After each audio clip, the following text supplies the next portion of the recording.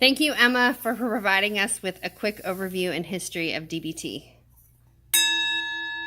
Let's get started. My name is Nicola Cass, and I will be discussing with you techniques and principles of dialectical behavioral therapy. So go ahead and grab a seat. DBT is based on the idea that opposites can coexist and be synthesized. So a client is encouraged to accept themselves as they are, which would be the skill of radical acceptance. And then at the same time, you are encouraged to embrace change. So not only accepting yourselves where you are, but embracing change.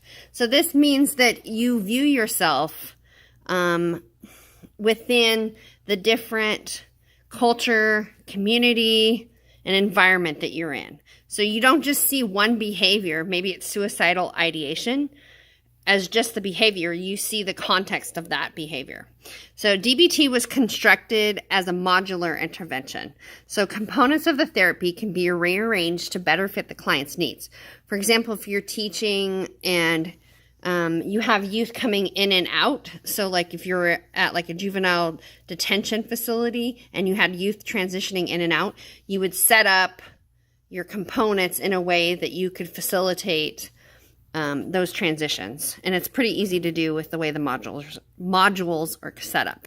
So the modules or the treatment modes that you have to work with DBT are individual therapy or case management.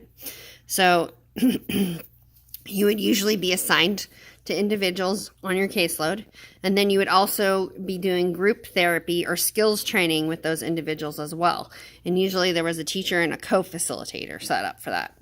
And then between sessions, you'd be doing coaching as well, and you'd be working with a consulting team, like a therapist consulting team.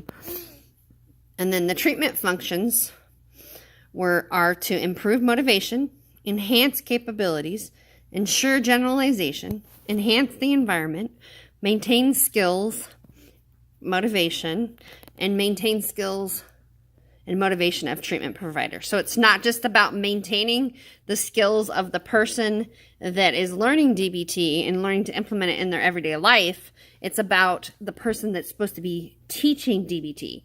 So if you're an instructor, you're also implementing mindfulness. You're also implementing radical acceptance and using those skills.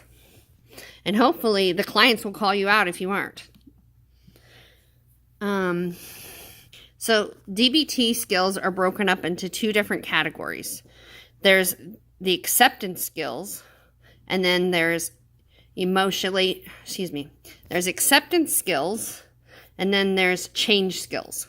Acceptance skills are mindfulness, distress tolerance, and emotion regulation. Very important skills. And then change skills also includes emotion regulation and interpersonal effectiveness. So how am I interrelating with the people around me? Very important. DBT borrows from many principles and procedures from standard like cognitive and behavioral therapies. It's kind of a hodgepodge, modge podge. And I'm going to coin that term. So the way that the groups are structured within DBT, there are group norms. So some of those group norms are confidentiality, that you aren't sharing information, regular attendance. You're expected to practice skills outside the sessions. You're expected to validate those other clients within the session. So you're supposed to give non-critical feedback. You're supposed to be willing to accept help from others and arrive on time.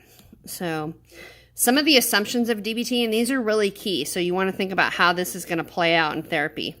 People are doing the best they can. That's the number one assumption. People want to improve. People need to do better, try harder, and be more motivated to change. People may not have caused all their problems, but they have to solve them anyway. And new behavior has to be learned in a relevant context. And all behavior, actions, thoughts, and emotions are caused. Figuring out and changing the cause of behavior is a more effective way to change than judging and blaming.